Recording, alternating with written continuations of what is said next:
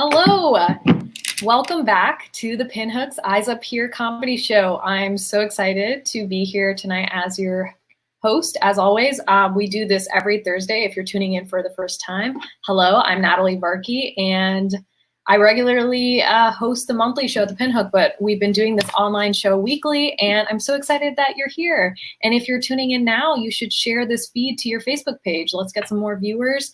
The whole purpose of this show is not only to showcase some of the best comics from across the US, but also to raise money for the Pinhook. The Pinhook does an amazing job to give a stage for marginalized artists. So give it up for Pinhook. And I'm excited about the comics we have here tonight. I'm going to do a quick set too. So we have comics from New York City. We have comics from Atlanta. We have comics from North Carolina. And fun fact about me, I've lived in all those places. I was born in New York. Then I moved to Snellville, Georgia. And then I moved to Durham, North Carolina. So it's a real riches to rags to more rags kind of story for me. It's like a story of a poor woman who continued to be poor in another southern state. So that's me. We're wearing masks now, which is fine for me as well. I like wearing the mask. It hides my pained grimace, which has always been a real terrible thing for me. I feel like any time that I see strangers or even people I know and they say hi to me, it's like a nonstop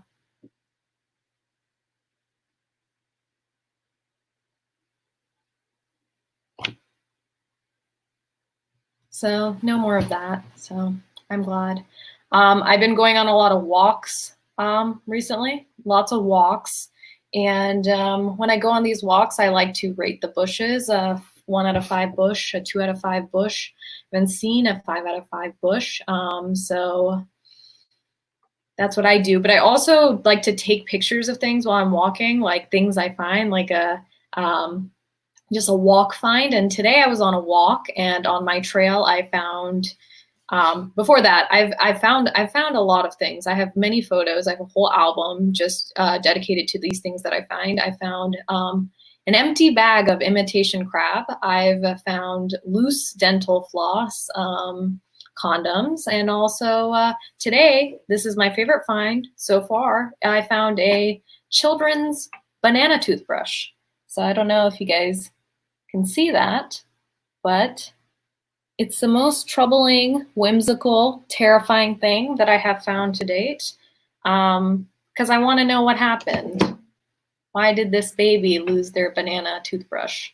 What is the banana toothbrush? Yeah, what is a banana toothbrush? I'll send a picture. I'll put it on my Instagram, I guess. People keep telling me that I need to create some sort of routine, that we need to create routines for ourselves to help ourselves stay sane. So I've created a routine. So every morning, every single morning of quarantine, every morning, I scream. I hate my life so loudly, I scream it every single morning, and it's helped me build a routine.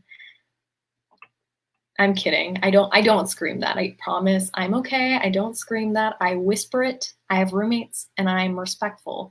So I just whisper it every morning, and it has helped me find a sense of balance, a sense of zen. I'm not going to learn any TikTok dances during this time. I've yet to have a full grasp of cranking that Soldier Boy. So I think that I need to wait before I level up to those next things. And one nice thing that's happened in this time, since last week, I actually signed a lease and I have an apartment, a 1-bedroom, 1-bathroom apartment. So I won't have roommates, which is kind of exciting, big step for me, but I'm a little terrified because I don't know how to decorate my bedroom. We had like a strict rule in my house growing up that we weren't allowed to have anything on our walls except for a single crucifix above our bed. That was it. And so I just don't really know what I'm going to do. I don't really know what I'm going to put up. And just like a little bit more on that, like I never broke that rule. I was always scared. My younger sister, she would like try to kind of get around it. Something that she would do was she had a Justin Bieber poster behind her bedroom door. And the purpose of that was that as long as her door was always open, we would never actually see this Justin Bieber poster. And my mom didn't see it for a very long time until one day when we were at school, she went in there to vacuum. So she had to close the door. And behind the door was the Justin Bieber poster. And when we came home, my mom held an intervention, you know, like normal Catholic mothers do. She held an intervention and we were all in the living room. And she's like, are you guys dating any boys? Who are you talking to? You know, all these questions.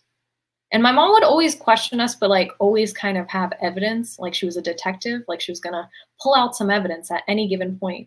And, you know, we're lying, but not technically because there were no boys. And then she pulls out this poster of Justin Bieber and she's like, well, who is this? Who is this boy? My mom thought Justin Bieber, pop star sensation, was a boy in my sister's class and that she was so crazy that she blew up a poster of Justin Bieber and put it up on her wall. So I've been thinking about that a lot lately, that Justin Bieber is just a regular boy to my mother. And that is the single greatest thing that I know. One last thing before I get this show really started with some amazing people is that that's it, actually. That's all I want to say. I'm good. I do this every week, and I don't want to tell anything else. But I'm really excited for all the comedians that we have here tonight. They're super, super funny. I'm so excited to bring up your first comedian of the night. And she's also the host of the 9 o'clock show, Cassidy Kulhanek. Hello, Natalie. It's so good to see you. Hey, what are you drinking? Well, this is a bourbon. It's Bullet 95 Rye. Very good. Are you suddenly British? Well, I've been watching Phoebe Waller-Bridge shows all day, and so, yes. You know what I say? I don't care if I die from COVID, as long as they bury me in Fleabag's jumpsuit, you know? Yes. I've actually not been watching Fleabag today. I've been watching Crashing. Oh, that one's good too. Very horny. Yeah, it's a little much. She's always kind of cheating, isn't she? Yeah. But, like, you know, it inspired me. It inspired me for the things that I'm going to give you tonight. So. Ah, that's exciting. How are you generally doing? Well, ever since I adopted this new persona, I feel like I'm doing it a little bit better. You know, I can kind of envision that I might have universal health care, or that I might, you know, not be trapped inside and could be frolicking around humping all my friends. Yeah. Is there a trash bag behind you with the Cheez-It box? Oh, these are just my men. Oh. Mm-hmm. Okay. Yeah. I spy Cheez-Its, but I'm not going to ask any more questions. Cassidy, take it away. Thank you so much, Natalie. It really is such a pleasure to be here with all of you tonight. I'm so excited to be able to share this space with you. And I am just very, very excited to bring to you the kind of lessons that I'm going to be giving you tonight. As we all know, quarantine has been a very difficult and lonely time for most of us. And so with that in mind, you might be looking at me sitting here surrounded by men and thinking to yourself, Cassidy, it's quarantine. Why are you surrounded by men at this time? And I just can't keep them away. And I know that some people are having trouble speaking to men lately and trying to find love, and everyone's pretty unlucky in love, but I'm not having these same troubles. And so I thought that it might be helpful for everyone if I took the opportunity to teach you all tonight how to get a man. So without further ado, this is Cassidy Kulhanek's guide to how to get a man. First, you have to consider, what do men like? Well, everyone thinks they know what men like, but truth be told, if you are a straight man, there's only one forbidden fruit, and of course, that's what you want. What straight men want is to fuck other straight men. And so, with that in mind, when you are approaching the idea of attracting a man, you have to kind of navigate these barriers, correct? And so one surefire way to win your way into a man's heart is to express interest in things that men like. Things like football or video games or lesbian pornography or works of literature by Ernest Hemingway. And the best thing about it is that you don't even have to know anything about any of those things. You kind of just have to know that they exist. And the best thing about men is that they do all the talking. Boys, you are so helpful. Yes, and similarly, you'll notice that I'm dressed nicely, I'm wearing makeup. When it comes to makeup, this goes right back to the idea that men only want other men. And so it's important that you always look like a fucking clown when you're trying to attract them. As far as clothes go, it is nice to always show skin, and not for the ways, not for the reasons that people think. But what most people don't know is that men have no object permanence. And so if they can't see your skin, they might not know that it's there. And they will be terrified of you and think that you're a partially skinless monster. So always wear revealing clothes so the men don't run away screaming, thinking that you're just muscle and exposed tissues underneath your cute dresses. Next, men don't like to be threatened by women, especially not when it comes to things like humor or intelligence.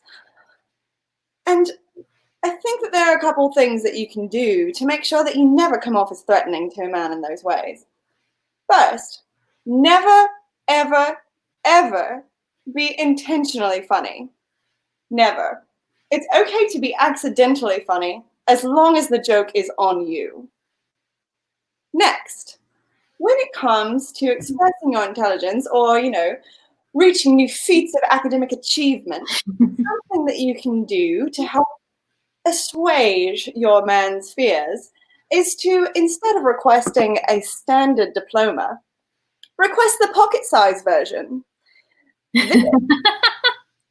Your pocket-sized diploma is a wonderful symbol of the fact that your brain is much more small than his is.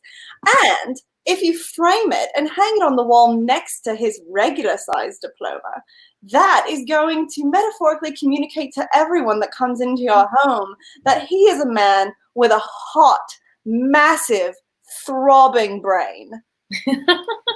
So, request the smaller diploma. And now, boys, you'll have to excuse me for a moment. I am going to take you all on a quick field trip for my last two tips because I just can't simply do them in the living room. It takes a bit more demonstration than that. So, another thing that threatens men more than anything else, really, is feminism. And everyone knows that feminists take big, stinky shits. And so, it is important to show your men that you are not a feminist by having no toilet paper at any given moment in your home. Thankfully, the quarantine has made this much easier for us, so this part will really, really not be a hassle for you. But trust me, if he comes in and sees that you never keep your toilet paper stocked, then he is going to know that you are no threat to him. And lastly, this is the tip that I will leave you all with. You have to know how to properly speak to a man. You can't just talk to them normally like you do with your girls or, all of your pets and your many, many throw pillows. No, you have to speak to men in a very specific way. And it's the kind of thing that I don't feel like I can really explain very well. And so what I think is the best thing to do is to practice speaking to men. And so I like to do that by finding the thing in my home that is the most similar to a man and speaking to it. And so I'm going to show you right now how I practice speaking to men with my toilet. So open the toilet as if you're having a conversation with it and pretend that it's a man and just, get a little intimate with it. Why don't you like me? What did I do?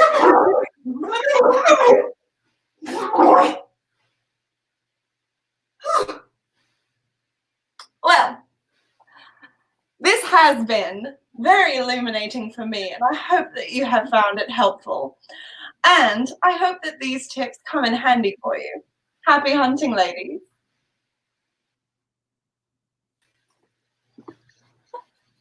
Like silent laughing because I don't even know what was about to happen. I'm going to go dry off for the 9 p.m. show. You really put your okay. Well. Wow, Cassidy Colhannock. Cassidy is not only a stand-up comedian, but she performs improv at the Pit in her group Raised by the Internet. She's super funny. She's moving to Chicago very soon, and so wow, that was amazing. She'll be back at 9 as your host, though, and that was pretty good. Now that you have that short hair, wow, really pulled off the Phoebe Waller-Bridges persona. Our next comedian is coming in live from Atlanta. Super excited to have her. Everyone give it up for Blair Erskine. Hey. Hi. Hey, how are you? I'm good. How are you? I'm all right. I don't feel like we can say good anymore. So that was an aggressive good too. Yeah. I'm great. You're suffering? I'm good. I don't like when there's that imbalance though. But generally, how have you been spending your time? Oh God, I've been in my house. I was working from home before this, and so nothing's changed except just like more existential dread. But other than that, everything's been exactly the same. So what's like been, this might be too deep, but like what has been your biggest existential question that you've asked yourself? When is my mom gonna die? I don't know if that's existential or not. That's just like a fear. Yeah, it's a real fear. What's yours? Let's get into it. My fear is not that I'll die, but that everyone else will die, and then I'll have to see them, witness, and you'll just be alone. You'll be alive forever. Yeah, I really do feel like everyone around me will die. I'll just have to witness it. I'll live with the trauma forever, and more trauma will accumulate. That's my fear. That probably might happen at some point. Listen, we're all doing the best we can. Yeah, I'm really excited to see what you have. Blair does amazing videos on her Twitter and Instagram. You want to drop those for people to follow you on? I'll drop those. It's say it and we'll type it for you. Okay, great. So it's at, it's so embarrassing, Bleeze. So I need to change it, but it's Bleezay. I was so young. And that's where I do it. I'm just doing straight up stand up tonight, though. No characters. Yeah. Okay. That's awesome. Persona. Yeah, but if you're interested in her persona, she does really great ones on her. That's so nice. At Bleeze. Yeah, it's on the screen right there. Blair, go ahead, take it away. Oh, thank you. Hello, everybody. This is so strange. So it kind of feels a bit like we're living in a like a Sims game right now that somebody forgot about, right? Like I remember when I was 12, I got The Sims for Christmas. I really wanted it because I played it at my friend's house and I saw that you could make the Sims fuck, and I wanted to do that. And then I got it from Santa, and I made my Sims fuck a few times, and I was like, this is boring, and I put it away. And I'm pretty sure that's what's happened to the world currently. And some horny 12-year-old got tired of us. So that's fun to think about. I'm getting married this year, which is exciting. Getting married this year. We have been engaged for 3 years in my head, and 3 months in real life. So very exciting time in our lives. I can't wait to marry him. He's great. He's got all the qualities that you want in a life partner. You know, he's very sweet. He's funny, compassionate. He has a job with health insurance, which is cool for me. Yeah, we all have our kinks, right? And mine is a $20 copay. That's what I'm in it for. That really gets me wet, is a nice low copay. Very excited to get married. Wedding planning is stressful, though. It's very stressful. It's stressful, especially in Georgia, trying to find a venue that doesn't have the word plantation in the name. And so we've been struggling with that. I think we finally got it figured out, but that was a doozy. And there are all the other things like flowers and my dress and, the reception. So my dad died a few years ago, and my fiance asked me recently if the reception was going to be uncomfortable for me because we won't be able to do the father-daughter dance. And I was like, yeah, I think it will probably be uncomfortable for other people because we're still dancing. I don't know why you think we wouldn't dance. My dad and I are going to dance, and people are going to cry because Butterfly Kisses are a really, really sad song. And my dad is dead. So looking forward to that part of the wedding. I don't know if anybody else has dead dads in here. I'm gonna just go right into dead dad material. Death is all around us. My dad died a few years ago, like I said, really out of character for him. He hadn't done that before. And it was a shock. It was unexpected. And he was in the hospital for a few days before he died. And a lot of people, they called or texted and they were like, hey, we're praying for your dad, And then he died, and those same people called and texted and they were like, hey, we're praying for you. And I was like, don't. The last one didn't take. I don't know if you're as good at this as you think that you are, but I think maybe you should, I don't know, get back out there and do some reps before you jump back into the pool. Like, that's dangerous. I don't want anybody to pray for me unless they have a proven track record of getting it right. That can, people's lives are on the line. So think about that before you, I don't know, give people your thoughts and prayers. Now that I'm getting married, a bunch of my friends want to know when I'm going to have kids. And I want kids one day, I think. I'm not totally sold on the idea. I think kids are a lot like Tamagotchis, where like all of your friends have them, and you're like, oh, I want one, just because like everybody has one. But then you get one and you're like, oh, this was a lot of work. No one told me I had to feed this thing every hour or it'll die, and I don't want to kill anything. It's scary, like when your friends start to have kids. At least it's scary for me. Like, my friends are supremely underqualified to have children. Like, whenever a friend of mine tells me she's pregnant, I'm like, I've never seen you drink water. Like, how are you going to remember to water your child? They probably have to be watered pretty often. I wouldn't know. I no kids right now. I'm more of a cat person at this stage of my life. I love cats so much. I have 3 cats, which, as the prophecy foretold, that's never a surprise to anybody. I have 3 cats. Look at my shirt. Of course I do. It's really breaking the mold by getting married. No kids, but whenever I hear a cat meow, my tits do leak a little bit. So I have those instincts, those motherly sort of instincts. Like, whenever I see a stray cat, my ovaries vibrate, like those things they give you at Chili's when you're waiting for a table. They're like, we're ready. And I hear you, little buddies. I love cats so much. My ex hated cats, though. The guy that I used to date, he hated them. And I remember one time I came home from work and he was like, I was reading online today that if you were to die in our house, the cats would just eat your body.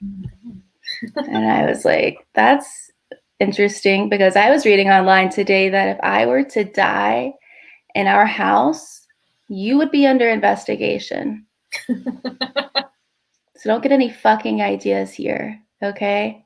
Cats would just eat my body. They're picky eaters.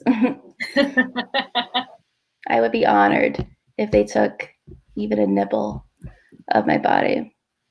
I know a lot of people hate cats, but I'm not one of those people. They're not like my kids. I'm not one of those people who's like, oh, my cats are my babies or anything like that. I'm not fucking insane. But my grandmother, she really wants me to have human baby children now that I am becoming a married woman. And she is very adamant about it. She keeps calling me and asking me if I've given it any more thought. She wants to be a great grandma. That's what she keeps telling me. She wants to be a great grandma. And I'm like, listen, I want you to be a great grandma too. But unfortunately, you're just like an average grandma. You're just an okay granny. You're not great. And like, why is it on me to make you great? If you want to be great, you got to put in the work. Like, if you want to be great, maybe write me a note on my birthday card instead of just underlining the words that are already there on the card. And then we can talk about being great. You guys have been great. Natalie, you've been wonderful. Thank you for laughing. I can hear you laugh. And that's all for me. I'm waving bye. How do you end these kinds of things? You just will be taken off the screen. Heads up for comics, you'll just disappear into the ether. But give it up for Blair. That was amazing. If you haven't already, take a moment to make a donation to the Pinhook. The Pinhook is amazing. They're the ones who are helping us put this on. And until we're back open, we're going to do these every single week. And this is our 15th show, and that's amazing. And donate a couple dollars. Normally, our ticket prices are $7 for an Isaac Here monthly show. So send us a couple bucks, please. At Venmo at the Pinhook or on our GoFundMe page. The GoFundMe is at the bottom of the screen. So you can read it. If you can't, I just said it out loud. But our next comic is coming in from New York City. Everybody give it up for Anya Bowles. Hi. Hey, how are you? How are you? I'm alive. Hold on, I just muted you. Okay, hi, hello. Your sound was a little bit muffled, but I think it's better now. Okay, you can hear me? Yeah, I can hear you now. There was a little chat in the green room about how your sound was weird, but now it's normal. And I think it's still muffled, I'm seeing. Hopefully it's fine. Maybe I'll figure it out later. Maybe it was yeah, whatever. How are you doing? I'm okay. I'm cat sitting for a friend right now because she's quarantining out of state, and so there's just an empty apartment with her cats, and I realized I rather kind of watch some cats for a little while than be like directly on top of my roommates for any more time. Yeah. That's fun. How many cats are there? 2. Just enough cats to pee all over everything I brought. Nice. That's absolutely awesome. There's a dog that lives with me, and I always think I should have it in the show, but I never actually do. So whose dog is it? It's my roommate's dog. Yeah. Okay. Yeah. I love wording it like there's a dog that lives with me. Yeah, I like to be very vague about anything that I'm talking about. It's like there's a dog that is here in the house that I'm in right now. Not saying it's my house. I'm just here. It makes it sound like the dog is your roommate. Yeah. Like just some guy. I met the dog on Craigslist, and things are working out. He pays his utilities. That's all you can ask. Yeah, it does. Anya, you have one of my favorite Twitters, so I'm going to plug it for you. So everyone should follow Anya on Twitter. It's just her name. So it's just her name. Yeah, you can also find her on Instagram, same thing. But she's very funny, and I'm really, really excited to see you perform. So go ahead. Oh my gosh, thank you. Thanks. So yeah, guys, I think I owe everyone an apology right now. I can't help but feel partially responsible for everything that's been going on, the pandemic, because you see, for the last decade or so, I've been pretty frequently wishing for just like 3 days where nothing's going on, just 3 days of a break where not just my own responsibilities, but everybody is stuck doing nothing, so I don't feel left out from anything, and we can all just take a break. And I've been wishing that frequently enough that I think it's kind of turned into an opening a new tab on an old computer situation where I just it wasn't happening. So I kept clicking it, and now all the tabs are opening. And we're going on tab 15 now. And I'm really sorry about that. But also I need a new computer. That's the 2 messages of that joke. But yeah, I'm torn between being relieved that I have nothing left to do and being in a constant state of panic. In order to maintain a sense of normalcy, though, as we were talking about earlier in the show, it's important to establish a routine. I've made a really, really regimented schedule for myself to maintain the sense of normalcy in that I'm always running late still. That's important to me. It's important to me to be constantly coming up with excuses, even if they're for no one, just getting into the shower sorry, the trains were crazy. We'll figure out how it was the train's fault in post, it's fine. Is anybody else running into the person on the internet who is complaining about quarantine horniness as if they were getting laid before this at all. We familiar with this particular type of person? Like, oh, I haven't been laid in all of March or April. Like, okay, Jeremy, what about February? What was your excuse then? Or January or December, you know, so on. I don't want to show off by naming all the months backwards for you. But let's just say I can do it, okay? Let's just say I can pass that test. I'm starting to, like, I get where they're coming from though, the people who are kind of, you know, loudly complaining about not getting laid anymore, because that's kind of how I've been treating my financial situation. I'm like, oh gosh, due to COVID, I'm going to be late on rent again. My roommates are like, due to COVID? Sure. For April and May, it's due to COVID. But what was your excuse before that? Because it's been every single month. And I'm like, okay, you don't need to harass me. But right now it is due to COVID. All right. I do think that we should really have a societal look at if we're going to be still asking each other how we are after all this. I want the question, how are you, to become just as much of a faux pas to ask people as like, how much money do you make? You know, I want it etiquette wise to be very, very rude to ask somebody how they are. In fact, I kind of want to switch those two questions. I want it to be completely unacceptable to ask somebody how they are, but it's like how we open conversations. It's like, hi, how much money do you make? You know, I think that would really fix society. I will say it has been adorable watching rich families get to know each other for the first time via TikTok videos. That has been really cute. 15 seconds is all daddy can spare, but it is adorable. I feel like right now and always, but this is really bringing it to light. I think Gen Z and millennials are kind of they're kind of in a like Jumanji style game of would you rather, and our two options are be financially stable or have living parents, you know. And the pandemic is deciding for us, but it is still it's still worth asking, you know. I've been getting a lot of creative work done during all of this downtime, mostly in the form of the best nudes I've ever taken in my entire life. It's crazy how much upping the stakes of nudes can really show you, force your hand, you know? You're like, okay, whole new angles. I had no idea. So I did start an OnlyFans. For those of you who don't know what an OnlyFans is, it's basically Cameo, but for your butthole.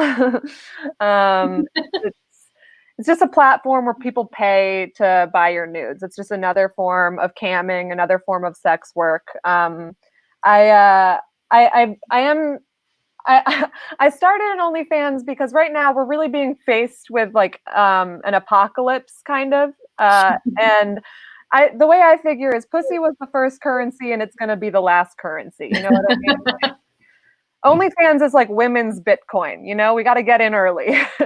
People have been asking me if I'm worried about creeps, if I'm worried about perverts on OnlyFans. And I have to say, you may not have ever heard of my fetish, but it is being worshipped and being paid a livable wage. So I am the pervert on OnlyFans, okay? They got to look out for me. It is, I'm predatory on there, really trying to get my nut and my bag. Let's see. I was doing some sex work before the pandemic. I recently started getting paid for sex because I figured I should get something out of it, you know. But that's actually, to be clear, that's my way of saying I was in a relationship with an older man, a professional relationship where he paid me to have sex with him. Technically, the term is sugar baby, okay? And I'm not being paid to have sex with him. I'm being paid to spend time with him, all right? But to be clear, legally, that is what's going on. And how we spend time together, that's up to us, you know? And so I ask of you all, what's a better way to spend time with a man born before 1980? Listen to him talk? I don't think so. I've heard Fox News. Thank you. I'm all set on that perspective. I've had my fill. The reason I'm talking about this in my comedy, the reason I want to talk about it in my work and in life is because I think it's really important to normalize sex work, because sex work is real work. Okay. And for anybody who wants to question how sex work could be real work, here's the thing. You'd be surprised how much accounting goes into counting all the diamonds I keep getting sent. Okay? It is very hard work. But yeah, before all of this, before all of whatever you want to call what's going on in our lives right now, the lockdown, the crisis, the pandemic, the end of the world, whatever you want to call it, back when stand-up comedy was a thing, my opener was, I know what you're thinking, that little boy has a tight pussy. Now my closer is, I know what you're thinking, have I seen that little boy's tight little pussy on OnlyFans? Not for less than $20 a month, you haven't, but if you want to pay up, you absolutely have. And that's it for me. Thank you so much. This was so fun. Oh my gosh, give it up for Anya. That was amazing. And yes, all work is work. So give it up for Anya and follow her on everything. And beautiful angel. Okay, so if you haven't donated already, you should at Venmo, at the Pinhook. Give us your money, all of it, please. Something, anything. We'll take it. We are blessed to do this show every single week, and this is our 15th show. And in about 20 minutes, it's going to be our 16th show, and it's just so much fun. And I love seeing all your comments. Keep commenting. We like seeing what you have to say. Be nice, be great. Share this feed onto your page and we'll get some more viewers. But right now I see like 4 of my friends and people that I work with, which is kind of scary, but also kind of cool because who cares? Our next comedian coming up is a local favorite, and I'm so excited to have her, Lucy Moore. Hi. Hey, Lucy, how are you? Hi, I'm good, Natalie. How are you? The saddest thing is like we live probably like within 10 miles of one another, but I feel like I haven't seen you in like a year. I know. It's so good to see your face when you popped up. You look so beautiful. And also, this is my Ghost Rider. Oh my goodness. Is that your dog? No. It is not. It's my sister's. So, like, basically. Yeah. I like your overalls. It's so cute. Oh, thank you. They're my sister's. I don't own anything. This is my sister's dog. This is my sister's body. I don't know how to have a personality or any material items. Yeah. But generally, how are you doing? I know that's a weird question. Yeah, it depends on like the minute. Name one wacky thing that's you've seen today in front of you right now. What's one? Oh God, my sister's ironing, which I feel like is from like the 1990s. Yeah, what are you ironing for? We're not going. Still iron? I don't know. I'm like watching, like this is so cute. No one's like taping you. Why are you doing this? It's just like the cast of I Love Lucy. I'm excited to see what you have for us tonight. So I'm going to go ahead and let you take it away. Thanks, Natalie. Guys, this is so exciting. I'm glad that we can do this. The internet rocks. I'm glad we didn't have to go anywhere. Driving is kind of crazy. People are crazy out there. They say that most accidents happen within a mile of your home, which makes sense because I was conceived at my next door neighbor's house. Hey, Mom. Hey, Dad. They're watching. It's really exciting. I'm thankfully I'm an essential worker, so I'm still able to work. And something crazy happened the other day. I walked in on my boss sucking her own toes. I'm a nanny and she's 6 months old, but kinky, right? That's pretty kinky for so young. I ate ice cream out of the carton for breakfast the other day because a boy made me sad 3 years ago. And it made me realize that I reward myself for doing the bare minimum, you know? Like the other day I was doing like a Amazon shopping spree and I thought, I deserve this. I watched a documentary last night. I practically read a book. It was The Bachelor, but it's kind of the same type of thing, human experience. I've been watching lots of TV, lots of movies. I like to watch movies where I can relate to one of the characters. So this week I watched Schindler's List. And if you've never seen it before, allow me. It's about this German man who tries to save as many campers as possible. I have to admit, didn't really like it, only laughed once.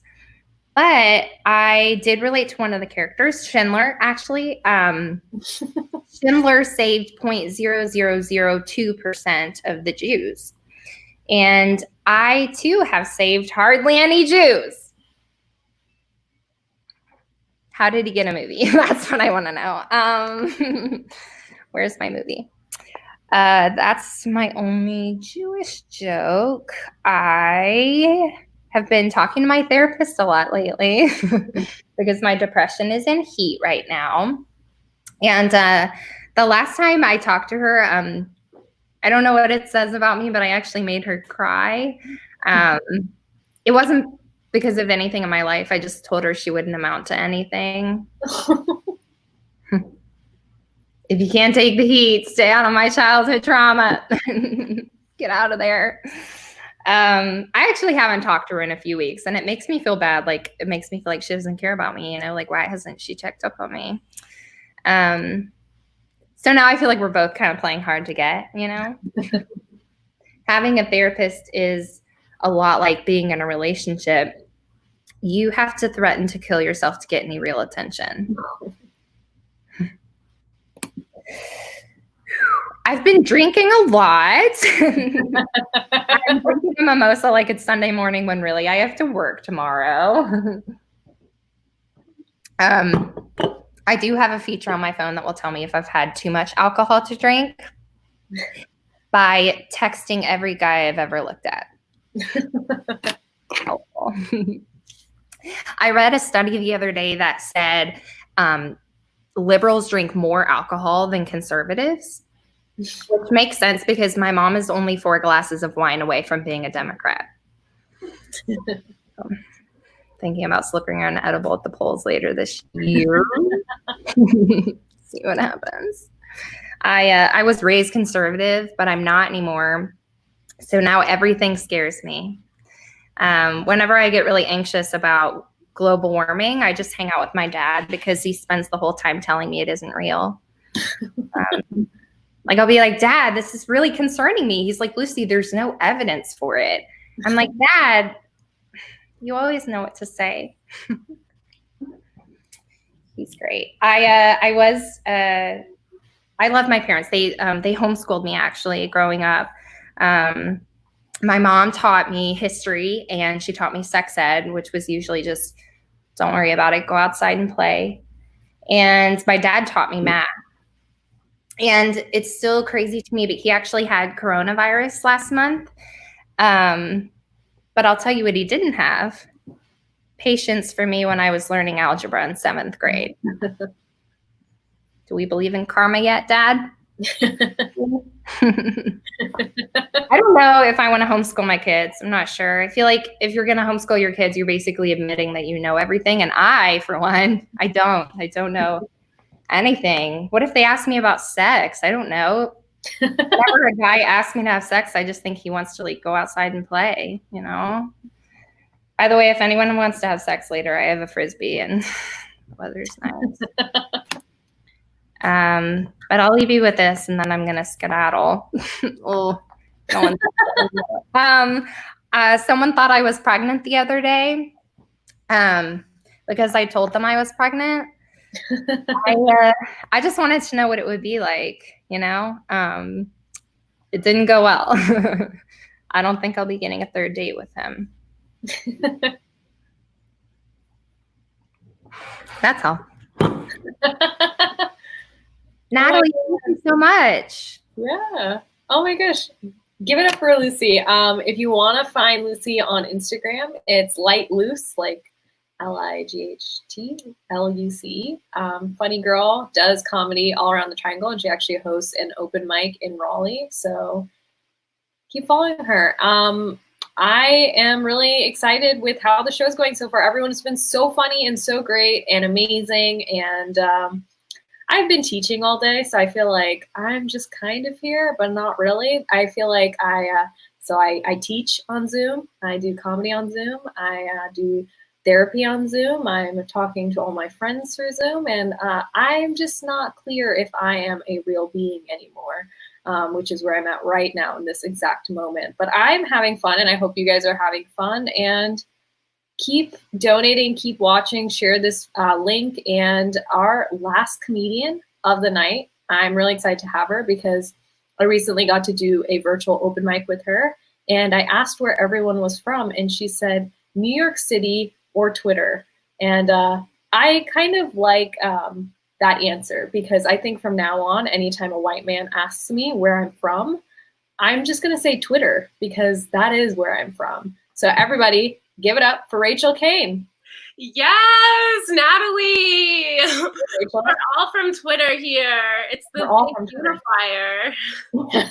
We don't have ethnicity. We're just Twitter. We're just Twitter. We are one tweet. Thank you so much for having me.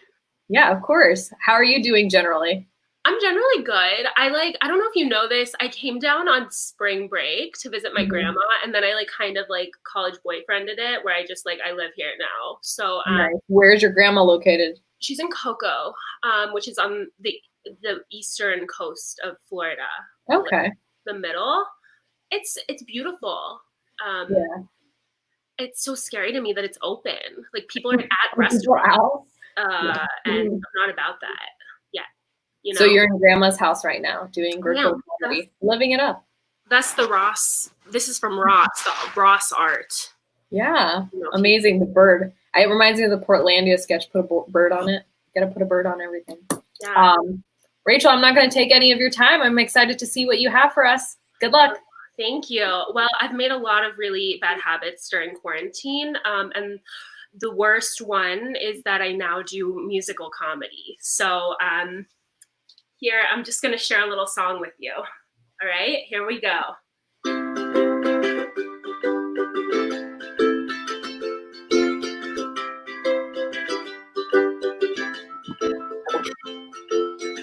In 2016, I was addicted to beauty products. I'd have to buy them if I saw them on sale, and then I'd call that purchase an investment. No stocks, mutual funds, or bonds for me. It all went into makeup and face masks. I'd imagine my daughter or son's grateful face when I gave them the entire Too Faced Peach collection for 2016. I realized it would be kind of old by then, and it wouldn't make much sense. When quarantine had started, I'd completely gotten over that addiction. But slowly I've accumulated bottles that cover my counter and also my floor, all paid for by my mom. Cause I'm a big old cup for wellness. Wellness makes me a dirty little slut. Charge me $40 for some mystery powder and I will rub it on my butt. Cause I don't want to go to therapy. So if Cosmo and Goop say a $250 blood facial will get the job done, then I say, let there be blood. Whoa, let there be blood. Ho, ho. I said, please take the blood out of my face and then put it on my face, but on the outside this time. I'm such a fucking cuck for any type of coupon or gift at all. My brain says you can do better, but my body says you need it. You dirty little, your pores need more. Yeah, I got that misdirection joke from Lion King and Hakuna Matata. You absolutely called it. I'm also bringing up my childhood so I can be more vulnerable about this starting. 2016, I went into a Sephora. I wanted the fullness of Kylie's lip kit, but I was a little too cheap. The saleswoman suggested a foundation, and she called my pores huge.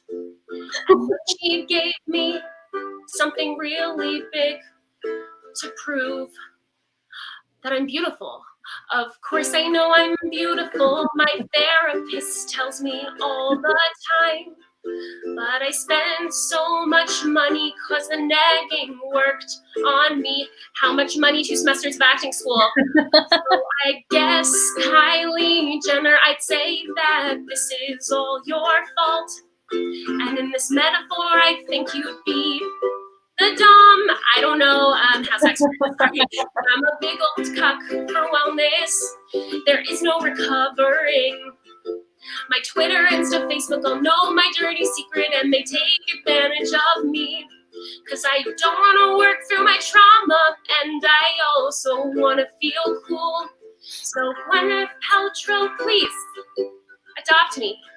I'm already your fool for wellness. Okay, that is song 1. I was so nervous to do it. I don't know why. I have a music degree. I studied opera, but for some reason, like when you put comedy next to music, it's just a whole other game.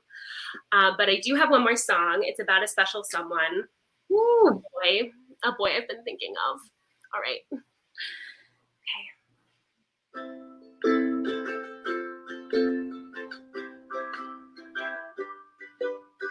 2 months ago, I had a life I envisioned when I was a teenage girl. I know it's pathetic. I dreamed of being a depressed and broke actress in New York City. Now I am living the same life I lived when I was a teenage girl.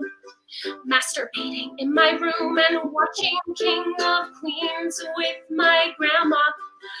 The one exception is I do spiritualist home workouts designed for 40-year-old divorcees who are currently quarantining in East Hampton. I haven't fucked my boyfriend in a month and a half. I'm depraved, lonely and sad, and this whole time there's a special someone getting me through. I want to deep throat Dr. Fauci just to tell him thanks. He can't testify in front of Congress, but I can testify to his testes. He's the man taking care of our nation. He's basically our savior. He's the man taking care of me right now. I want to reciprocate the favor. I love him.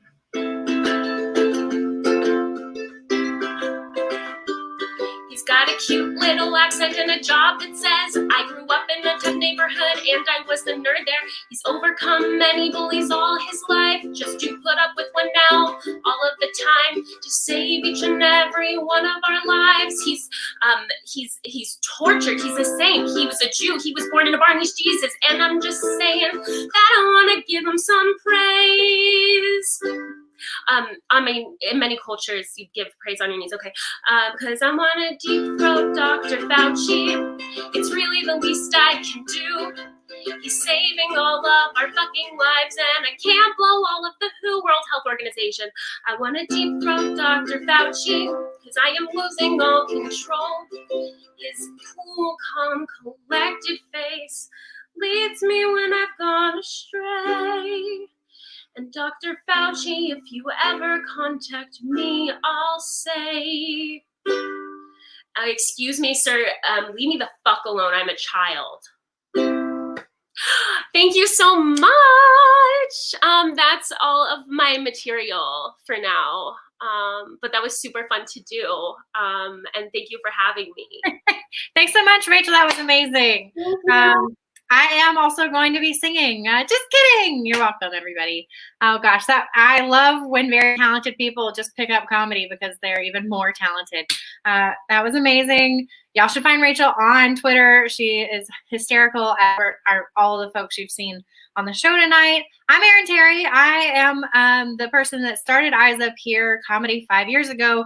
I will still be talking about it as long as this balloon exists. And it's still here. It's still kicking. So 5 years, this balloon's going to be here at year 10. Gosh, thanks so much for being here. We have shows every Thursday night We have the same lineup twice, typically at 8 o'clock and again at 9 o'clock, so you don't have to tune in for 2 hours. Hopefully all your kids are in bed. We're so glad that you had those little crotch monsters, but they're all asleep now, so you can join us for some adult time. Yes, we do this every Thursday with the Pinhook, who we love and who we wish we could be in their hallow space tonight on this stage, but we're not. And as long as we are in, kind of lockdown, we team up with the Pinhook every Thursday to raise money for their staff that is currently out of work and for the comics that you saw tonight. So know that every dollar you send to us between 8 o'clock and 10 p.m. goes towards the comics you see and goes towards the venue that we love so much. So please give generously, knowing that you can find the Pinhook on Venmo as well as on their GoFundMe page. So those are split with us. So thank you for giving. And if you aren't in a place to give, then that's fine. We hope you're laughing. We hope you are laughing. You deserve a good laugh. Follow the Pinhook. Follow Eyes Up Here. Find us online. We want to make you laugh other days than just Thursdays. I wanted to remind you that we have a show next Thursday, May 21st. You can find us again, same bat time, same bat channel, 8 p.m. and 9 p.m. Eastern. And finally, I did want to just tell everybody that we are doing a open mic. Y'all, we started our femme and female and women and non-binary and trans only open mic 3 years ago on May 14th. So it's just today is a 3-year anniversary of what we used to call Lady Bits. Now we call it what it really is, which is Everybody But You, Bro. We are doing that on Saturday, May 23rd on our Instagram. So there will be details about that. If you can find Eyes Up Here Com on Instagram and give us a follow, we will put more details out there. Otherwise, thanks for tuning in. And I'm so excited to bring back to the stage, if you will, the screen, our host for the second hour, our friend and lovely comic, Cassie Colhanick. Where you at, girl? Hello, Erin. Hello. It's so nice to see you. You too. How are you? You know, I'm good. I was doing the whole British accent thing earlier, but I think that the whiskey has taken that accent away from me, so I'm not going to attempt it for this go-round. I'm okay with it. It was a really good British accent, and they're not easy, so... Thank you. Great job. I'm going to get out of here. Thanks for letting me do announcements. I know it's everybody's favorite time for the RA to show up, but I'll get out of here now. your time. Just for your announcements. Oh, goodness gracious. Welcome to the 9 p.m. show, everyone. I am your incredible host, Cassidy Colhanick. I need no introduction, which is why I just gave you one, because I am generous. I'm very excited to be here. I have an exciting lineup to share with you all, and don't tell anyone, but it's slightly different from earlier, and Natalie is super jealous that I got the 9 p.m. hour. But just to ease us into it, I thought it would be fun for anyone who missed earlier to get a recap on my lesson on how to get a man. So, I know that quarantine has been a really difficult and lonely time for most of us. And with that in mind, many of you are probably looking at me sitting here right now and saying, Cassidy, we're in the middle of quarantine. How is it that you're surrounded by men? And honestly, some people are just not unlucky in love, and I, fortunately, am one of those people. But I know that other people don't have as much fortune as I do, and so I thought it would be helpful for me to teach you how to get a man. So, first, when it comes to getting a man, what you need to know is, what do men like?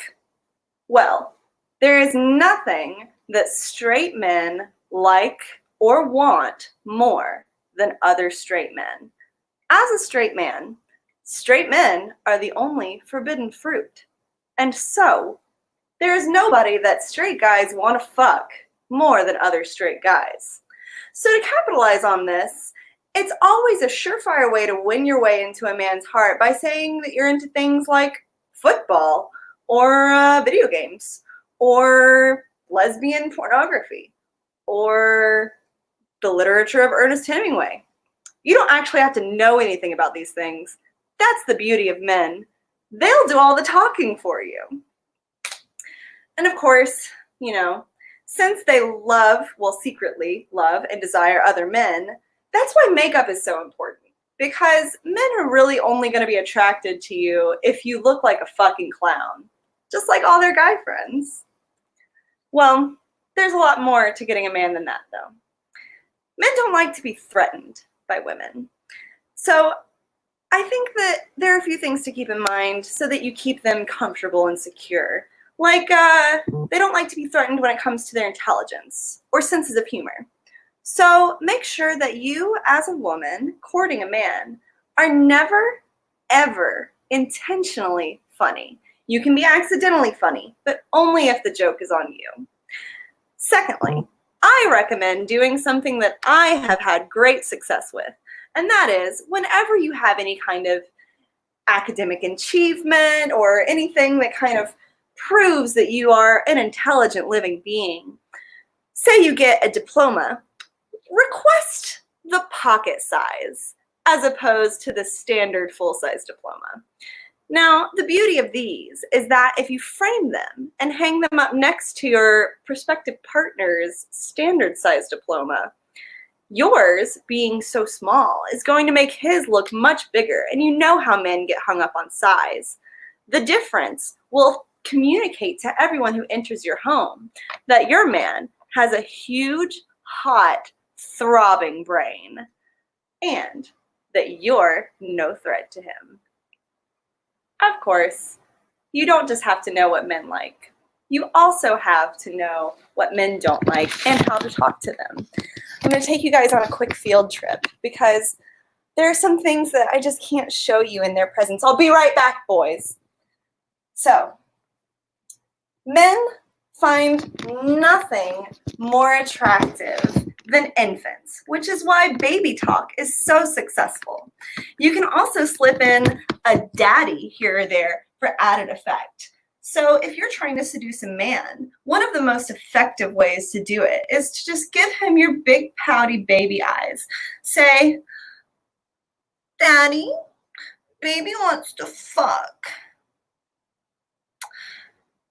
If there are any boys watching this, I'm really sorry for what I just did to your pants. It always gets them. Next, men are very threatened by feminism. And nothing is more feminist than taking huge, stinky shits.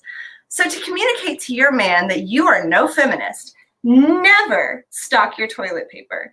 Keeping your toilet paper unstocked shows that you don't need it because you are not a big stinky shitter. He's gonna fall for you in no time. Lastly, there are certain ways that you have to speak to men, and it doesn't come just from knowing how to do it, it comes from practicing. So I recommend finding ways to practice at home for how to speak to men.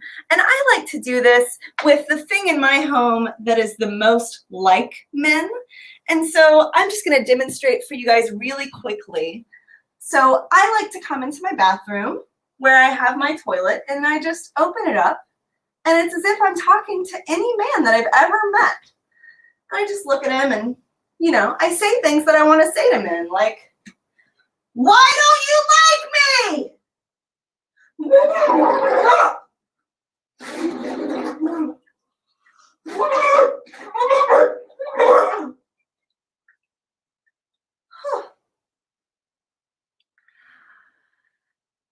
And generally, it works. So, those are all of my tips for how to speak to men. I guarantee you that if you follow everything that I have listed here to a T, you will get a man in no time. Well, that sure was fun, but I'm not the only comic on the show tonight. So are you guys ready for me to bring up my next comic?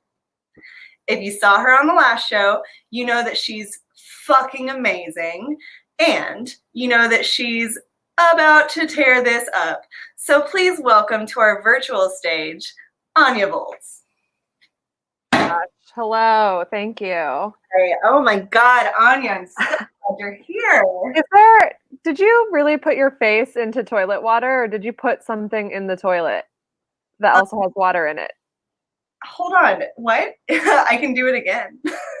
What do you want me to do for your intro? You want me to shove my head in the toilet again? No. I'm asking, did you actually put your face in toilet water, or are you tricking us? Anya, I thought that I was going to get off on a good note with you, but you're trying to expose me to the people. So you know what? This is my version of storming out. Have a great set, Anya. Okay, all I'm saying is it was pretty high up. The water seemed. Did anyone else feel like the water seemed really high up? Also, in a time where they're like, really be careful about what you're putting near your facial orifices. I wanted to give her credit. But sure, dunk your face in toilet water. That's fine. Okay, so on the last show, if you missed it, fucking too bad. I did all my quarantine material. On this show, I'm going to try to do some of my old jokes and some of my jokes that I've been working on for when we're not just constantly talking about this. So just kind of like, get into a space where you're ready to consume comedy that isn't about quarantine. Okay. Thank you for joining me.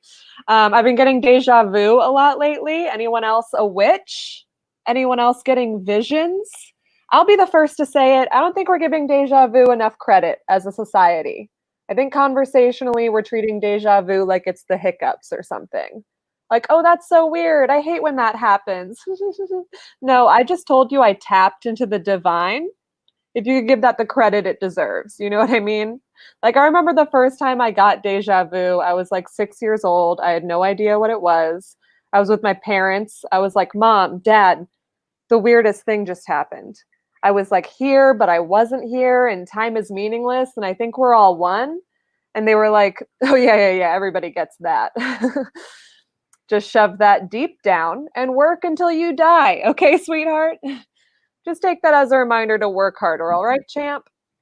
Love you. Ignore the spark within yourself. That's all that means. I've been thinking about my gender identity a lot lately. I know I looked like I was going to say that. It's true. I recently came out as non-binary, partly because it's my truth, but mostly for the attention. So far, so good. It's going well. Mostly negative attention. Didn't see that coming, but any publicity is good publicity. Yeah, I realize that I fall more on a gender spectrum, if you will. For example, I know I'm very much a woman in that straight men really want to fuck me, but I'm very much a boy in that much older straight men also want to fuck me. It's a spectrum, you guys. And what's cool is that they all get to. Every last one of them. That's what's cool about it. Hell yeah, non-binary, represent. I love online crowd work. I'm probably getting your comments like a full 2 minutes later, but this is, hey, keeping me sharp for the stage, and I appreciate that. If there's any hecklers that want to chime in so I can shut you down and this video can go viral, that'd be great. So yeah, I won't say I identify as a democratic socialist. I currently agree with democratic socialism and what the democratic socialists stand for. I think a lot of these labels eventually change in what they mean. So I'm not going to say I personally am a democratic socialist, but at the moment, it really jives with me. And I'm upset at how many people think it's the opposite of capitalism, okay? First of all, I don't know why we're sucking capitalism's dick so hard that we can't have anything that contradicts it. But if that's your issue with democratic socialism, I got news for you. Capitalism has already turned into democratic socialism, and we didn't even realize it, all right? Think about it. What's the most recent version of capitalism? Subscription services, right? What is a subscription service, okay? It's paying a little bit of money every month so that something is just done for you, right? So you don't need to worry about it anymore, be it your toothbrush just showing up at your doorstep, be it your Blue Apron, your groceries just showing up, be it your razor, right? You just pay a little bit is taken out of the money you're making so that something that used to be annoying, used to be a thorn in your side, is being taken care of for you. And I don't know what you think the difference is between that and the subscription of paying a little bit more taxes so that when a pandemic happens, our whole society doesn't crumble. All right? Democratic socialism is a subscription service to living in a first world country. All right. It's the subscription service to people being educated and being clothed and being given health care. That is all it is. And the same people who have a problem with democratic socialism are the ones that are like giving out their Netflix password to their friends and family that can't afford a Netflix. It's like, okay, you're paying a little bit more taxes so that everybody can watch Netflix. Like, this is the same thing. If you can afford it, you're helping everybody out. But all I'm saying is, if you have a problem with democratic socialism, I think you should really change your Netflix password because a lot of people have it. Or get your own Netflix account. More likely you're using someone else's right now. All right, that was my soapbox portion. I swear, when the stage still existed, there were pauses for laughter in that, but at the moment it's just me screaming at a at a webcam, and it doesn't feel great, I'll be honest. But I feel like I made my point. Are you still gonna light me in the chat, or am I way over? I am still gonna light you. You're Okay. way over. Okay, great. Time just kind of stood still for a second there while I preached about, as you can tell, I'm very upset about the Bernie situation. Anyway, so I believe in astrology, big whoop, okay? I know a lot of people have a problem with like the latest trend of people believing in astrology. I think everybody finds their way to astrology in a different way. For me, I realized that every single one of my breakups happened sometime around my birthday. And rather than engaging in any kind of like internal inventory about what's going on with me and what's going on with markers of passages of time that makes me want to burn my life to the ground, I was like, what do my friends with pendants around their necks have to say about this? And they let me right off the hook, okay, you guys? It is not my fault, and I love that in a religion, so I subscribe to astrology. Here's the thing. We all have systems of belief that hold up the delicate house of cards that is our life, right? We all have things that we believe that make it a little bit easier for us to exist. For me, it's astrology. For most men, it's believing that soap and soap labeled for men are two different things, okay? And it's fine. We're all just doing what we can to make it in this life. Some men believe that and when I say some men, I mean exclusively some men believe that the moon landing wasn't real. I believe that the moon has an impact on my emotions and thoughts, okay? We're both wrong, and that's what's beautiful about that. I think, like some people believe in astrology, some people believe that they've made me come, it's just whatever makes life easier for you. Some people believe in astrology. Some people believe that the Holocaust really happened. Just kidding. I believe that the Holocaust really happened, but I am really interested in meeting the person who both believes in astrology and is a Holocaust denier. That would be that's somebody I want to take to lunch, really pick their brain. There is more to that joke, but now I'm officially going over. So anyway, I'm an Aries. Hopefully that explains the energy that just came at you. And follow me on Instagram and Twitter at Anya Volts. Bye. Well, that was beautiful. I did clean all of the makeup off of my face after my set, but the combination of how hard I was laughing at Anya's set and the fact that they cyberbullied me right before they went on brought all this back. So it's here to stay, I guess. But who doesn't love a good cry? Quarantine? More like crying-tine. Let's bring up the next comic. Oh boy, this next comic was not on the 8 p.m. show. So for you late owls that came around to see my show, I am excited to bring up to the stage Zubi Ahmed. Hi. Hi, Zubi. I just want to brag that I get to talk to you because Natalie is really bummed that she didn't get to have you on her show. So hi. Aww. Sorry, what did you say? Why are you so great? What's so great about you? I'm honestly not sure. I'm trying to figure that out in quarantine. I've had some time to think about that, so I'll see. I'll figure it out. Okay, Good, good. Okay, well, next time you come back, you'll have to just spend a whole set talking about how great you are. I love that. Also, if I move and you see my sister, sorry.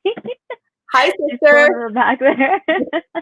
She's like doing homework. Everyone in the comments, give her some love. We will not interrupt her homework. Zuby, take it away. Hell yeah. Hey guys, what's up? My name is Zuby, and this is very strange. I don't know. I mean, I've done a few of these on Zoom, and now this is my first time doing a different platform.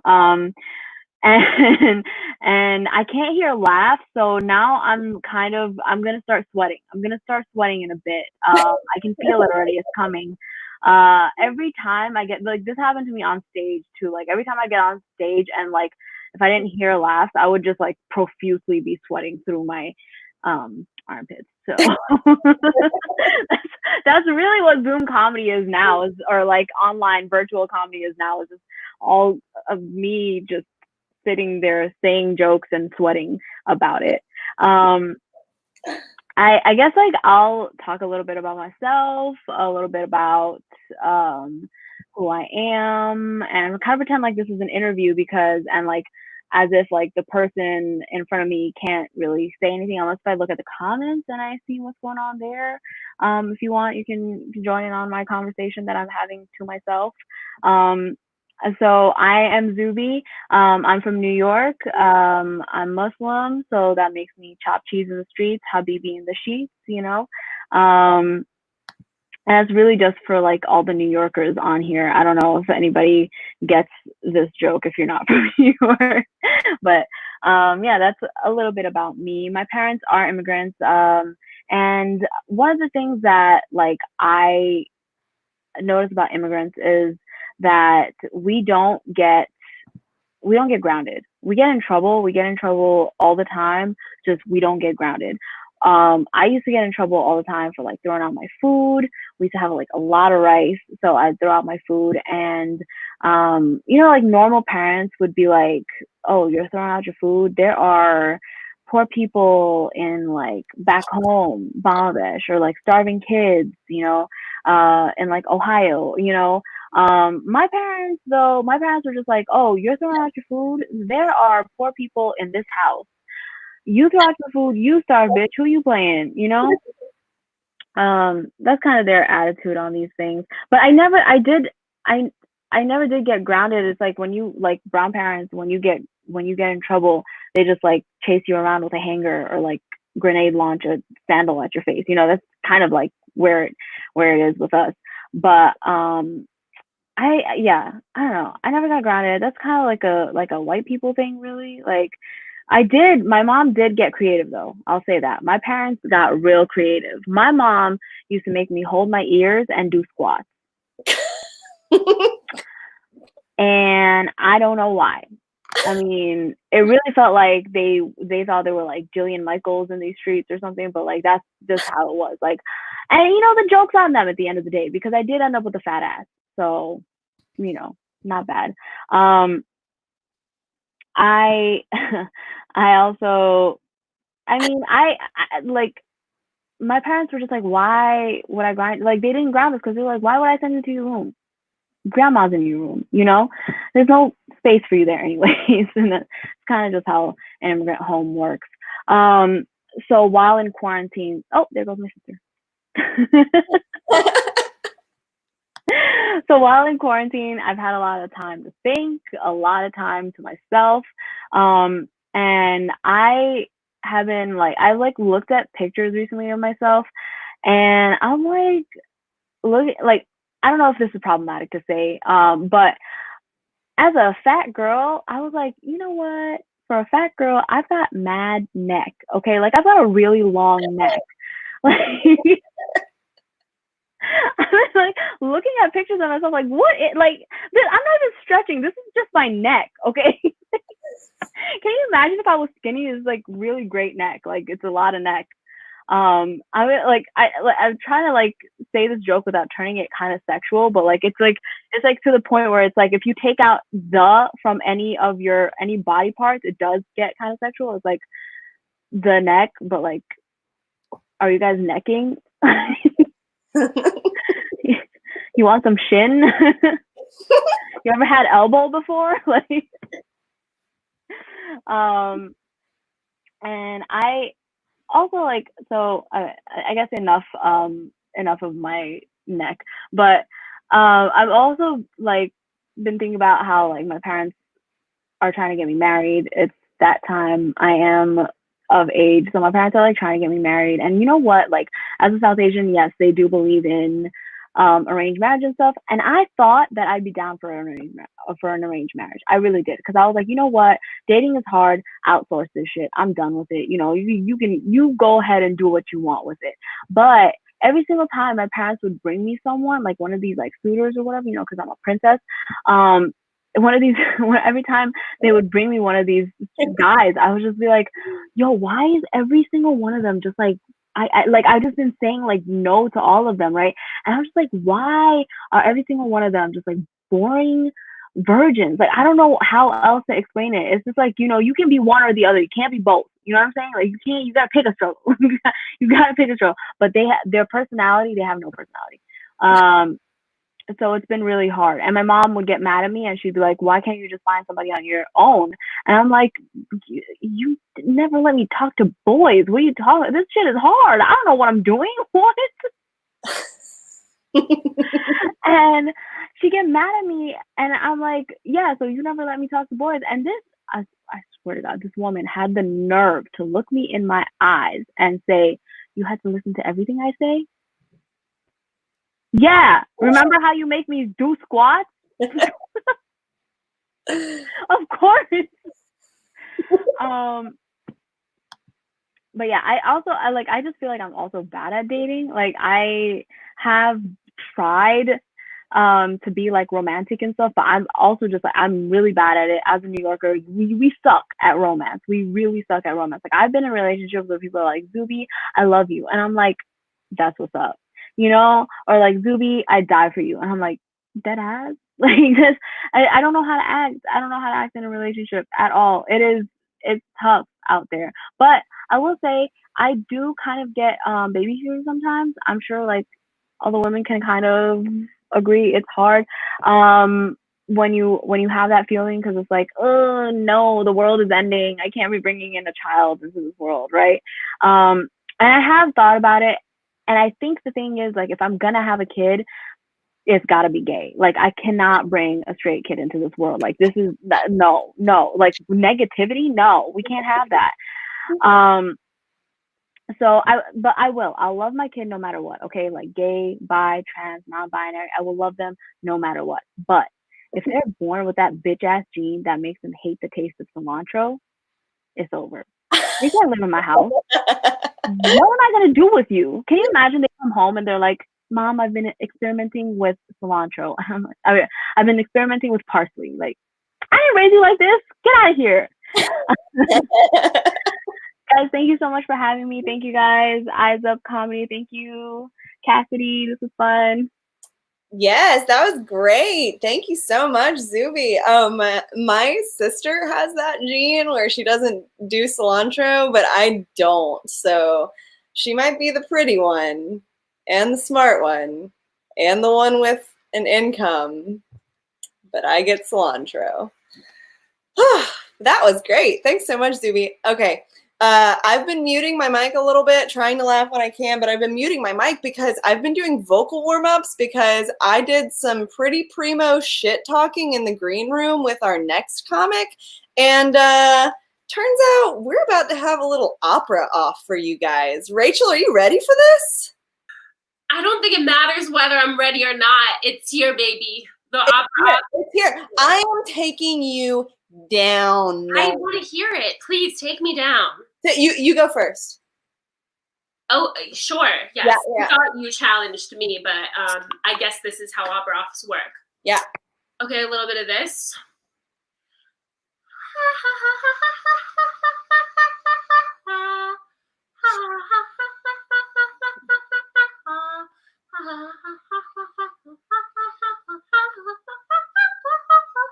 That That was the Magic Flute by Mozart. Okay. Oh, Now beautiful, it's your beautiful. turn.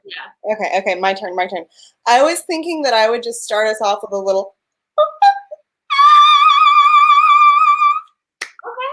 Yeah, I was just gonna do that much. So. Great. I'm gonna sing actually a little bit of opera now. Okay. Well, this is the final round, so you better make it count. Oh mio bambino caro, mi piace bella, bella. You put me on the spot, Cass. I had to bring it, you know? What? Well, I learned how to crochet this week, so I'm just gonna hold this. You know what? You just do your stupid comedy. I'm out of here. Ooh, thank you for that warm welcome. Thanks to the Ahmed in the comments. Shout out Zuby. Love a New Yorker female comedian. I was gonna show this to Cass, but she left too soon. I actually am also with Man. My boyfriend is here. I don't know if you can see him. Yes, all of these objects together make up my boyfriend. Got a little Moleskine. Got it. You didn't see the ukulele, but here she is. Let's do this. I have some musical comedy for you, and it is the same musical comedy that was in the first show.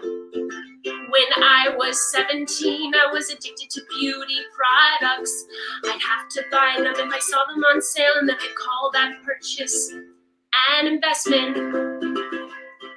No stocks, mutual funds, or bonds for me. It all went straight up into makeup and face masks. I'd imagine my daughter or son's grateful face as I gave him the entire Too Faced Peach collection from 2016. Realized it would be kind of old by then, and it wouldn't make too much sense. When quarantine started, I was completely over this addiction. But slowly I've accumulated bottles that cover my counters and also my floor, all paid for by my mom. Cause I'm a big old cup for wellness. Wellness makes me a dirty little slut. Charge me $40 for some mystery powder and I will rub it on my butt. Cause I don't want to go to therapy. So if Cosmo and Goop say a $250 blood facial will get the job done, then I say, let there be blood. Ho ho, let there be blood. Ho ho, I said, please take the blood out of my face and then put it on my face. But on the outside this time. I'm such a fucking cuck for skincare, sales, or samples at all. My brain says you can do better, but my body says you need it. You dirty little pores need more. I got that misdirection joke from Lion King in Hakuna Matata. You absolutely called it. I'm also bringing up my childhood so we can be more vulnerable about this starting now. In 2016, I went into a Sephora. I wanted the fullness of the Kylie lip kit, but was a little too cheap. The saleswoman suggested foundation and she called my pores huge. And in the process, gave me something that I'd have to prove that I'm beautiful. Of course I know I'm beautiful, my therapist tells me all of the time. But her nothing worked on me and I spent so much money. How much money? 2 semesters of acting school. So, Kylie Jenner, this is all of your fault. And in this metaphor, I think you'd be the dom. I don't know how sex works. For wellness, there is no recovering. My Twitter, Insta, Facebook all know my dirty secret and they take advantage of me. Cause I don't want to work through my trauma and I also want to feel cool. So Gwyneth Paltrow, please adopt me. I'm already your fool for wellness. Great to hear your laughs. I'm just gonna go right into it. My next song is about someone I've been thinking about a lot. You could say it's crush. You could say it's more. You tell me after, please, because I'm not in touch with my feelings. Okay.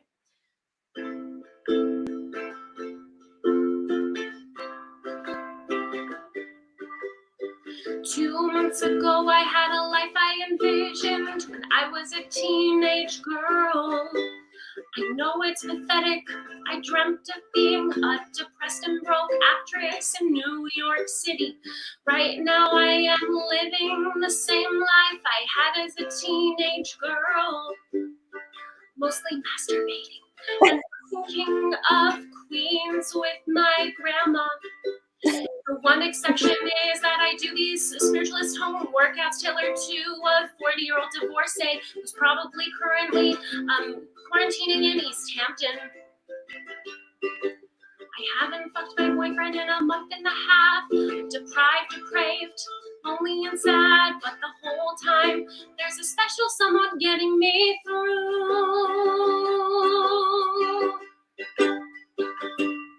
I want a deep throat. I want a deep throat, Dr. Fauci. Just say, hey, thanks. I can't testify in front of Congress, but I can testify to your testes. Man taking care of the nation is basically our savior. He's the man taking care of me right now. I want to reciprocate the favor because I love him.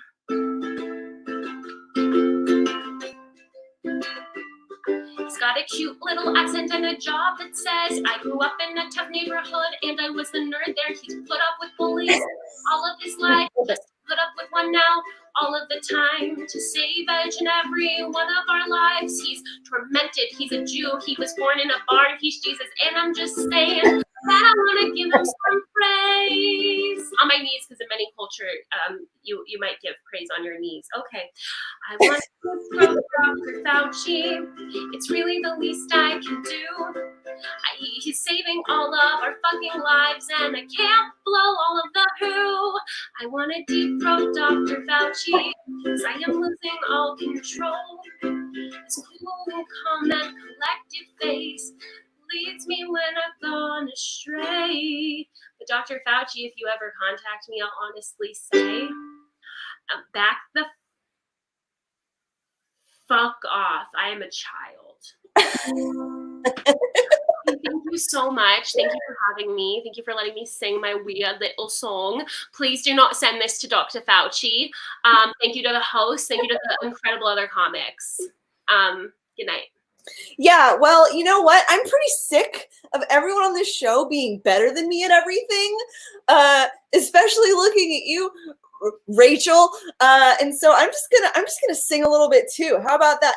And eyes up here, you can support us on Venmo at the Pinhook or on GoFundMe. Keep our stages alive. Support comedy. Please donate to our Venmo. We love you exactly as much as it takes to make you donate to us. Yeah, I would love to see Rachel do that. Anyway, you know what? I'm going to go ahead. Oh, fuck. I'm going to bring up our next talent, the wonderful Blair Erskine. And I just can't wait to find out what she is better than me at. Blair, what are you better than me at? Absolutely nothing. Is your guitar okay? No, it's Did not. it die? That's it. It's gone. R.I.P. to a real one. Yeah, well, you know, I was sick of pursuing the musician's life anyway. So It was incredible to watch your journey. thank you so much. I'm glad that I spent it with you. There's no one I can imagine having. Blair, I loved your set on the first go around. What's Good. first this time? Any surprises? Get ready to hear it again. No, I'll have some surprise. There will be some surprises. Okay, you said that you needed special pyrotechnics, but we didn't have the budget for it. Is that okay? Yeah. No. I'll improvise. Okay, good. Okay, Stop. All right. Great. Okay, well, take it away there. Thank you. Hello, people. I'm Blair. I am getting married this year, which is very exciting. We have been engaged for 3 years in my head and 3 months in real life. So I'm very excited for it to finally happen. He's great.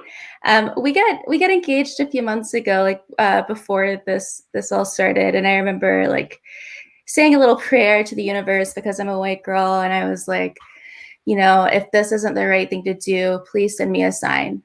And then the universe sent a global pandemic. And I was like, you know, that's just not specific enough. It's pretty vague, actually. It could mean anything. So here comes the bride, bitch. Still doing it. So can't wait to be a married woman. He's great. My fiance is great. He has all the qualities you'd want in a life partner. Like, he's very kind. He's funny. He has a job with health insurance, which really gets me wet, ladies. That's what does it for me. We all have our kinks, okay? And mine is a $20 copay. That's what I'm in it for. Think it's so hot. So hot. I can't wait to have insurance, because my insurance right now is just Googling like normal toenails and then looking at the images that come up. That's what I'm relying on. And it's not going great. Wedding planning, though, I don't know if you've ever planned a wedding, whoever's listening to this, but it's stressful. I will tell you right now, there's a lot of shit you have to do. Like, I have to find a dress. I have to find a band. You know, you got to find, if you live in Georgia, a wedding venue without the word plantation in the name. That's really hard to do. So, it's a challenge for us, but we're making it happen. We're having a traditional wedding, I guess. We're going to mix it up a little bit because, well, my dad is dead, so I don't have anyone to give me away. I guess he gave me away by dying. I don't know how that works, but I'm just a free agent.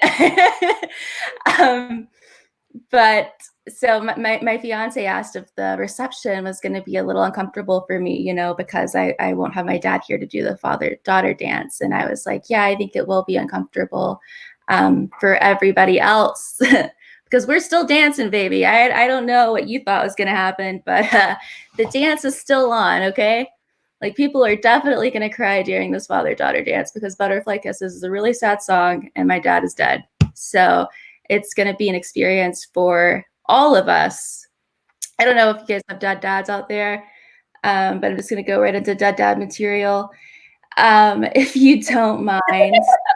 It's always fun. My dad died, which was really out of character for him. He had never died before, so I wasn't expecting it. And, you know, I know we complain a lot about Disney movies, like giving us unrealistic expectations for love, but they give us very realistic expectations for our parents dying. They really had been preparing me for it my whole life. I just had never realized. But the one thing that isn't true to life is, like in The Lion King, you know how Simba's dad appears in the sky and talks to him. If my dad did that, it would be a lot less like, remember who you are, and a lot more like, remember to change the oil in your car. And unfortunately, that hasn't happened yet. I'm waiting for it, looking at the sky every night. My dad always kept it real, you know. He was always just straight to the point. I remember as a kid, I ate an Almond Joy and I broke out in hives. And I was like, maybe I'm allergic to almonds. And he was like, oh, maybe you're allergic to joy. And he was right. It's just joy and penicillin. Those are my two allergies that could kill me. My dad was a great guy, and I talk about him a lot. And sometimes people will be like, I'm sorry your dad died. And whenever they say that, I like to respond by saying, are you sorry he died, or are you sorry you got caught? Just to throw them off their game a little bit and see how they respond. If you act even the least bit uncomfortable when I tell you my dad died, you're a suspect. So you will be hearing from my lawyer. I like to keep people on their toes. before my dad died, he was in the hospital for a couple of days, and he had a lot of people praying for him and keeping them in their thoughts and their prayers. And they would text me and be like, "We're praying for your dad." And then when he died, they would text me and be like, "We're praying for you." And I would be like, "Please don't." Like the last one didn't take. I don't know if you've heard, but I don't think you're as good at this as you think you are. So maybe just hold off on those prayers until you get a little bit more practice in. You know what I mean? That's a dangerous weapon you have there. I'm going to take you guys with me while I plug my computer in. It's going to be an adventure for us. We're down on the floor here, and I'm getting, we're getting a charger. I thought Max were supposed to never die, and that's a fucking lie. Are you having fun? Are you having fun? Woo! Thank you, Cassidy. Okay. All right, we're back now. Sorry for the past 5 seconds or 10 minutes. I don't know how long it's been. Time is a construct, but I've just been looking at the low battery notification, waiting for this to die and everything to be over for me. So that's pretty much, that explains like how I felt for the past, I don't know, how long has it been? 4 months since we've been in quarantine? I can't keep up because I'll get on Twitter and people will be like, day 8 in quarantine. And I'm like, what the fuck? I've been in here for 16 months, it feels like. It kind of feels like we're in a Sims game somebody forgot they had. Like everything's just gone to shit, or like we're playing a game of fuck, marry, kill, but we're just killing like ourselves all at once. That's kind of what I feel like has happened. But now that I'm getting married, a lot of people are asking me if we're going to have children. And I'm like, I don't think that's up to us anymore. I think the universe gets to decide if we're going to have kids or not. So we'll see what happens with that. I never super wanted kids. Like I've always kind of been on the fence, but a lot of my friends have been having kids lately.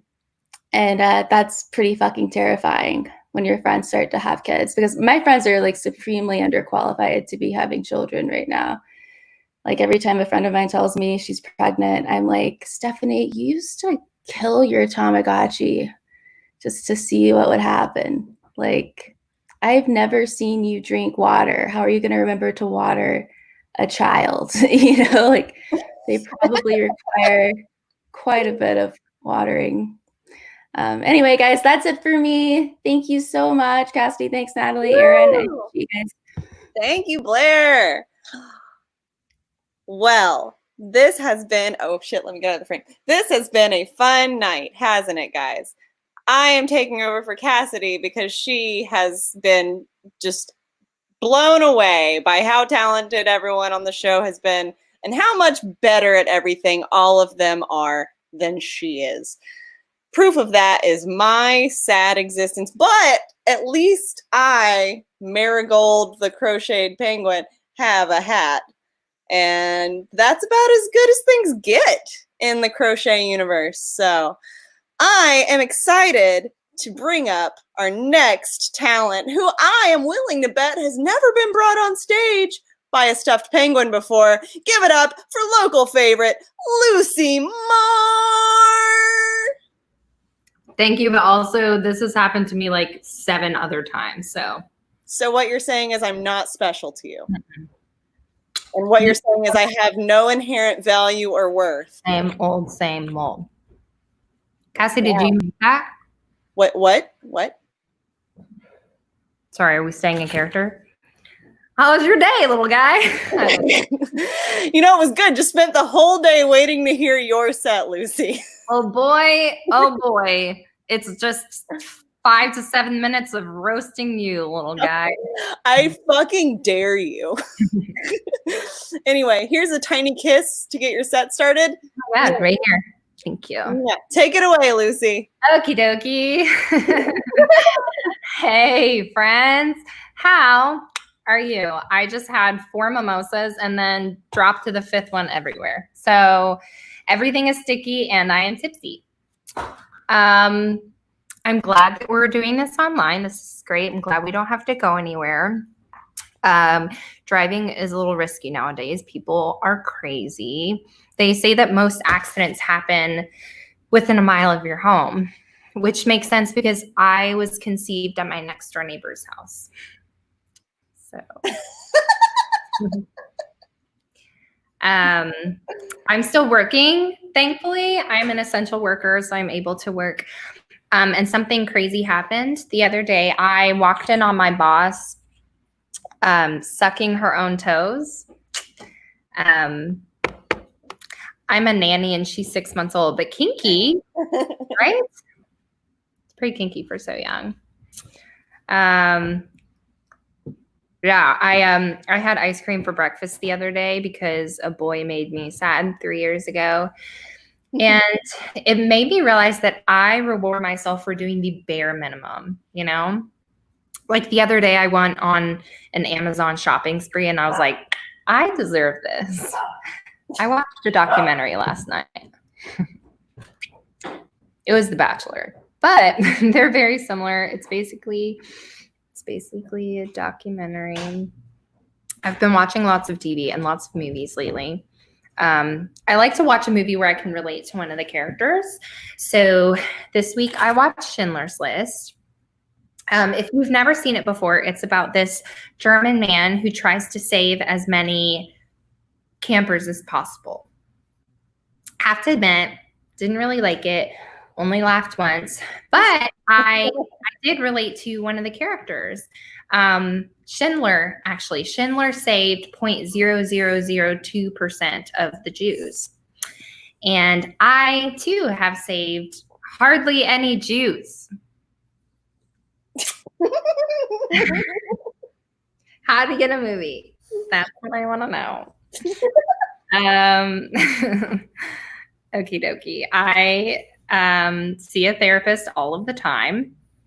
I don't know what this says about me, but in our last session together, I actually made her cry. It wasn't because of anything in my life. I just told her she wouldn't amount to anything.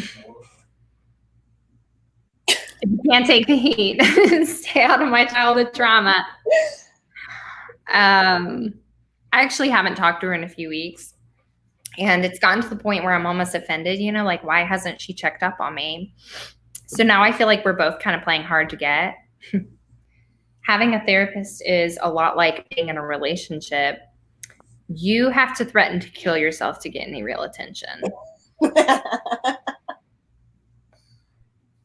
Anyway, I've been drinking a lot. And I have a feature on my phone that will actually tell me if I've had too much alcohol to drink by texting every guy I've ever looked at.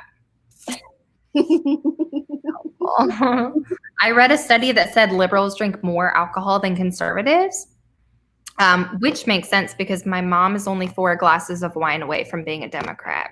So very close. Thinking about slipping her an edible on the way to the polls this year. Oh God. When is it? Oh God, it's in a few months. Should we get into politics? I'm just kidding. I'm not going to. Let's talk about anything else. I was raised conservative. And I'm not anymore. And so now, you know, everything does scare me. Whenever I get really anxious about global warming, I just hang out with my dad because he spends the whole time telling me it isn't real. Helpful. I'm like, Dad, this is really concerning me. He's like, Lucy, there's no evidence for it. I'm like, Dad, you always know what to say. He's the best. He's a hype man. It's great. I love my parents. I was homeschooled growing up, which was great. My mom taught me history and she taught me sex ed, which was usually, don't worry about it, just go play outside. And my dad taught me math. And it's so crazy, but last month he actually had coronavirus.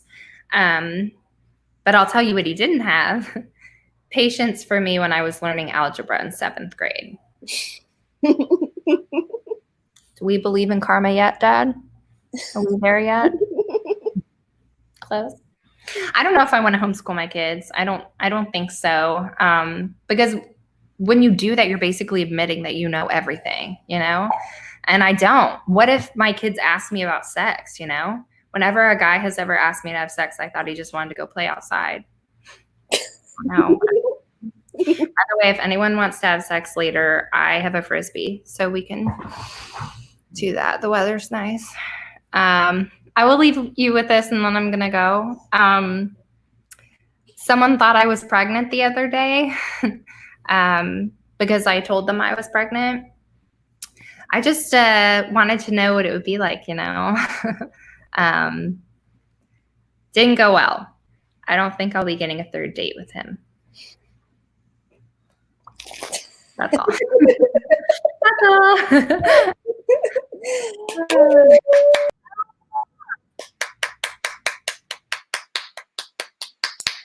Wow. Well, everyone, Lucy just finished us off for the night. That sounded better in my head. That was a great set, Lucy. Oh, Erin.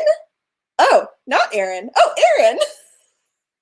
We were going to just hop on and just tell people to give if they can, donate, send us a Venmo. We will take your money. But also, you're not just giving money away. You're supporting live local comedy. And we're able to book comics from all over the nation because of Twitter, but also like friendship. I know I've been doing the Women in Comedy Festival for the last 3 years, and I meet people from all over, and that's where we pull from. Blair, who you saw tonight, has done our shows in Asheville because an Atlanta drive is not too far for Asheville. And then Lucy, of course, a Raleigh favorite. So, hey, give it up for these two hosts, Natalie and Cassidy, killing it. Oh my goodness. This is so fun. And we do this every single Thursday, which is amazing. And every Thursday, we're bringing really funny people. And I heard next week, we have someone coming from Massachusetts. So we also have someone from Chicago, and it's her birthday today. So maybe next week we can sing to her. But we missed Cassidy's birthday last week, so happy birthday, Cassidy! I know. We love you. We would be singing you on a stage tonight if we could. If you want to specifically donate in memory of Cassidy's youth, at Venmo, at the Pinhook. Go for it. I did just pass my last fuckable day, so yes, please. That's not possible. Listen, it lasts a lot longer than you think, and also you always have yourself. So you do you, literally. Mm-hmm. That's what we do. I like how the end became like this pep talk for all of us. We're all good. We're all going great. We're all good. We're all good. We're all still hot, and masturbation is the key. So love yourself, but love us monetarily, everyone else you're watching. If you can give. It goes to a good cause. All right. Good night, everyone. Night. We love you. Make a decision.